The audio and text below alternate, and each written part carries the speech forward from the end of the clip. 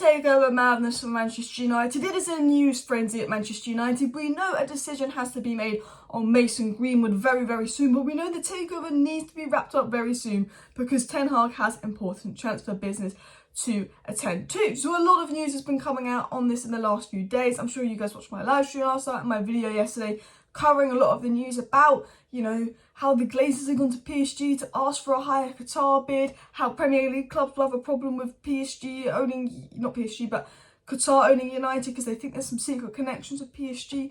You know, everything kind of came out yesterday in terms of news.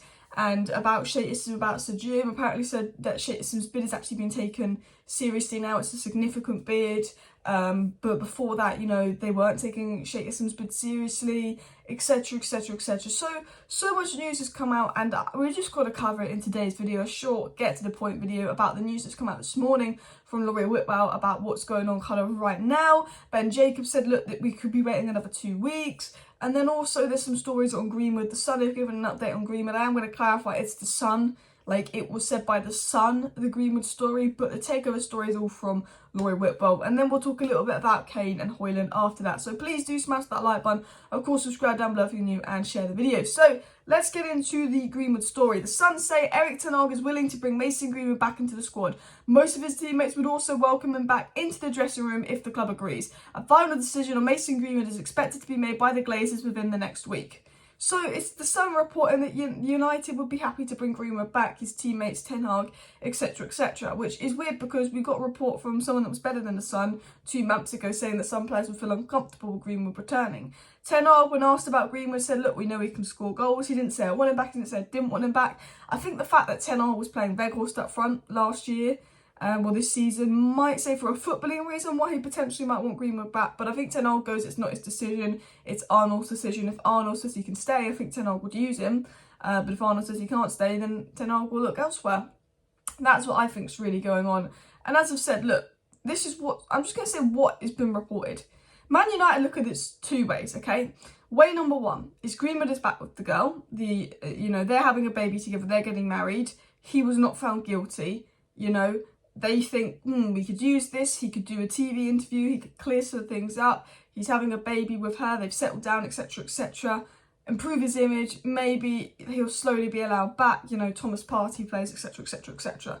United might look at it that way and go, he could be allowed back. The other way is, let's send him out on loan, actually see if he's the same player, let's see if he's still a good player. You know, having 2 years out, physically, mentally, is going to be very draining. He might not be the same player and he might not mentally be able to cope with a lot of the hate that he's got and be this good at football. So let's send him out on loan, see what he does and see if he's even worth the risk bringing him back. Let's send him out on loan to see what the public's perception is of him on loan, to see if he's worth bringing back.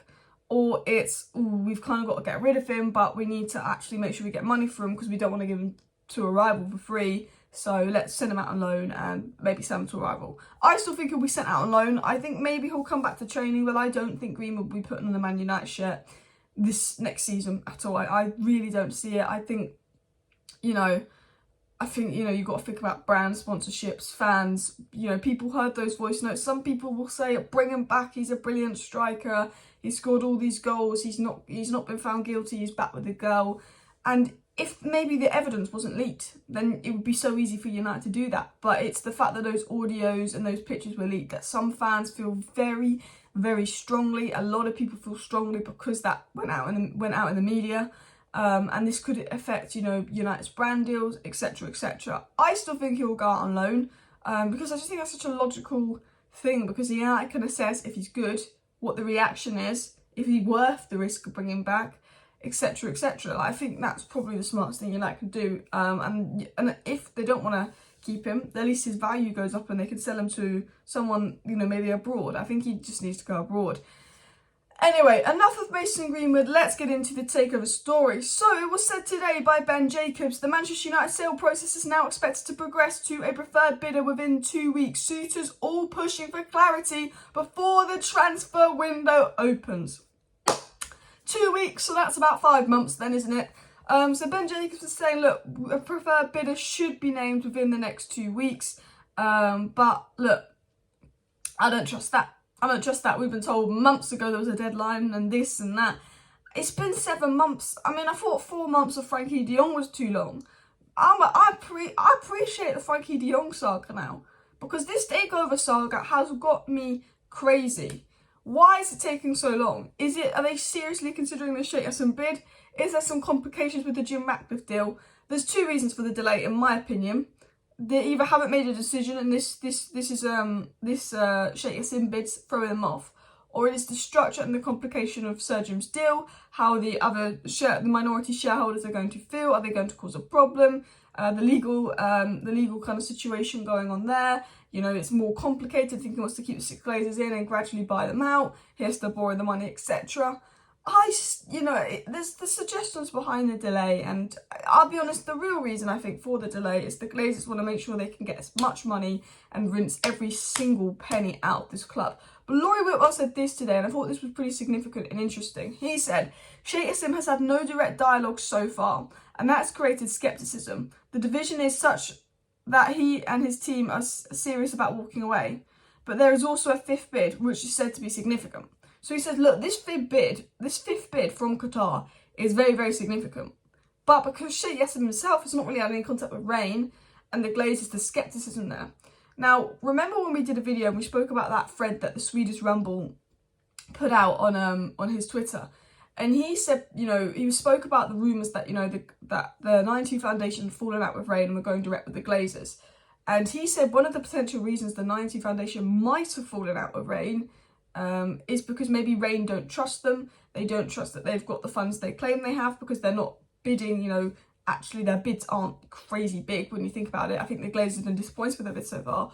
But potentially, you know, because of not really knowing much about Sheikh Jassim and all of that, you know, there's the feeling that once they failed the Premier League owners test, etc., you know, could the Rain Group be sceptical about, you know, Qatar and Sheikh Jassim, because they've had very little contract, and the Rain Group want to make sure whoever the next owner is walks through that ownership test. Maybe they're worried about it. Because Laurie Whitwell also said this: the mystique around Sheikh Jassim is said to be a factor in the Glazers' reluctance to enter an agreement, in part because of the extra time the Premier League might need to investigate proof of funds. And Laurie Whitwell is saying exactly what we said 2 weeks ago when I did a video based off the Swedish Rumble's thread, that potentially the reason that the Rain Group and the Qatar bid might not be as favoured as Sir Jim's is this proof of funds. You know, Sheikh Jassim is the face, you know, potentially there's loads of funds behind him, but with Credit Suisse going down, with these bids kind of being underwhelming from what we were expecting, could there be some issues with proof of funds? I think that's interesting because, as I said, when we read the Swedish Rumble's thread like 2 weeks ago, he kind of suggested this could be a reason behind it. And now you've got Laurie Whitwell kind of saying the same. You know, people that get inside information that maybe there's the reason between, you know, Sir Jim being very far ahead and working with Rain and Qatar not, is because maybe there's worry about them proving the funds. I mean, we've finished in the top 4 now, so for business purposes, whoever's funding Sheikh Jassim will more likely give him the money to take over United. They've obviously put in this new bid, which is said to be significant and competitive now, and it's very close between them. Maybe the reason for the delay right now is actually the Qatar have got to show some proof of funds to Rain and the Glazers. You never know. Maybe the Glazers secretly want Qatar. They secretly want this new deal, but they need to make sure Qatar can do it. They've seen proof of Sir Jim's funds. They need to see the proof of Qatar's funds. Potentially that. All I'm going to say with this takeover and how I gauge my opinion is it's very close between Sir Jim Ratcliffe and Qatar. There's not much in the bids, it seems now. The bid is significant from Qatar, but I still think Sir Jim Ratcliffe is in the lead just for many reasons of what's being reported from the credible journalists. However, you know, then to say that Qatar's bid is significant, there's no doubt that the Glazers are having to think about this Qatar bid. Yes, it's past the Friday deadline, but if they choose the Qatar bid, they will go back talking with Qatar. Qatar have just said, this is our last offer, take it or leave it. If the Glazers have been using Sir Jim this whole time to try and get Qatar to up their bid multiple times, which could be the case with them going to PSG, and they know this is Qatar's final bid, they could pursue this. I think with Qatar, if they have proof of funds and all of this and can prove this to the Rain and to the Glazers, I think there's a serious chance they could go with Qatar. But I think Sir Jim seems to be the one in the lead, but it is so hard to tell really at the moment. But we should get clarity soon, but we probably won't for ages, because at the end of the day, this thing is dragging on too long and it's got to be wrapped up quick. It was also said that Jim Ratcliffe would be willing to sell Nice, etc., etc., etc. Now, before I end the video, I want to talk about Harry Kane and Rasmus Højlund, because news coming out today is saying that Ten Hag feels that United can get Harry Kane, but the board don't. Ten Hag is pushing for the board to get Harry Kane. He feels that if they showed some ambition, if they really went for it, they could get Kane, but the Man United board don't really. And Højlund seems to be that alternative. Gonzalo Ramos, Højlund, two players I like. Gonzalo Ramos would be my number one choice, but I think Højlund is a very good player. And I saw a tweet by Everyday MUFC talking about Kane, talking about Højlund, and he kind of says everything I was kind of thinking with who United's signed striker was, and I thought this was interesting. He said, Harry Kane is an absolutely incredible player, world class, one of the best centre forwards we've ever seen in the Premier League. He would score 25 plus league goals a season for this United side. Rasmus Højlund is only 20 years old. He is a good young centre forward who may go on to be potentially world class. Development is key, physical and technical qualities are there early, but he won't score 25 goals next season. For me, Kane is an icing on the cake signing. What I mean is once your team is fully built, you go out and get him. I'm well aware of how big a priority centre forward is for United, and I wouldn't be opposed to signing Kane, but I feel developing the spine of the team is more important this year. By bringing in ball-playing, proactive goalkeeper, a top centre-back who can defend a high line, progress the ball and add physicality, plus adding technical qualities to our midfield, such as retention, playing on the half-turn, receiving under pressure, I feel we become much better as a team. Can we do that buying Kane? I'm not sure money-wise. Can we do that buying Højlund? Definitely. And I thought this was really interesting because, let's be honest, if Kane is forced to stay at Spurs, he will be available on a 3 next year. So imagine if we spent this summer, we signed Højlund, and maybe we got someone like Neymar on loan, so then we have 2 more attacking options, so we could potentially have Rashford as the second striker if Højlund is unfit. Yeah, we'd have the budget to then go, okay, Moises Caicedo, Mason Mount, Diogo Costa, Kim Min-jae. If you sign Harry Kane, I reckon you could get Kane, Kim Min-jae and Mount, but I don't think you could get Diogo Costa or Moises Caicedo on top of this. And potentially with Højlund being 70 million cheaper, you know, that is the price of Caicedo. That is, you know, Diogo Costa 60 million. Potentially, if you get Højlund, maybe another attacker on loan, Moises Caicedo, Diogo Costa, Kim Min-jae, we'll be a better team. And then when we're a better team, because, you know, you just need someone like Harry Kane, your 30 goals a season striker, to be the icing on the cake and takes to the next level. Maybe that's something I should consider. And I read that tweet and I thought, you know what? We do need a striker. We do need someone that's going to score goals because we do create an unreal amount of chances.